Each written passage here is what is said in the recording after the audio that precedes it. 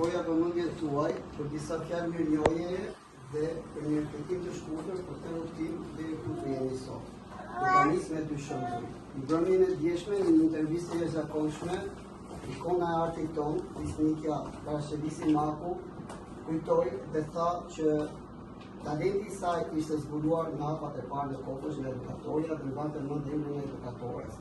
Po ditën e djeshme, presidenti i një prej universiteteve ikon të arsimit në botë, Harvardit, përshëndeti studentët jo vetëm të Amerikës, por në mbar botën që ky institucion ka. E thash këtë sepse jemi të ngjashëm në vizion dhe në besim në hapat që bëjmë dhe në Time Center. Është një rrugtim i cili nuk është aq romantik sa duket. Është një rrugtim që ka sfidat, ka dhe sakrificat e tij. Do doja përgjithsisht të bëj një falënderim shumë të përzemërt për të gjithë të mësuesit e Time Center, për gjithë drejtuesit e Time Center, për të gjithë mësuesit e Time Center, të cilët me sakrifica me mund të bëjnë për ditë të mundur që Time Center të quhet Time Center.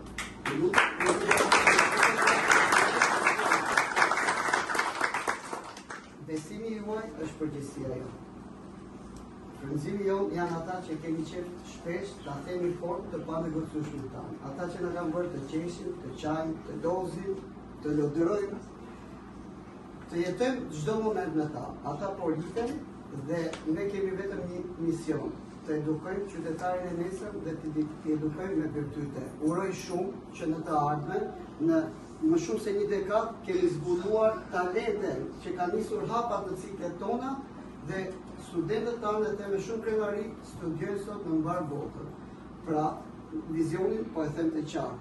Vizionin dhe dallimin e bëni ju të asaj çfarë Time Center është. Dua një duartërkitje shumë madhe për punë tanë. Nuk do t'ja zë shumë duke ju thënë përgjithsisht faleminderit ju që na mbështesni dhe na keni mbështetur gjatë gjithë vitit dhe shpresoj që do vazhdoni të mbështesni në kampin veror, në sezonin e ardhshëm akademik, në të gjitha ciklet dhe programet tona të studimit, çerdhe, kopsh, parashkollor, passhkollor, aktivitetet ekstrakurrikulare. Shijojeni këtë moment se jeta është e bukur jo nga vitet që jetojmë, por nga momentet që mbajmë. Ju lutem, unë i kam përtuar fëmijëve që ne do t'i presim me duartërkitje. Jemi gjithë ditën në punë dhe ata punojnë për to dhe janë frymëzimi jonë i gjithë bashkë. I presim me duartërkitje dhe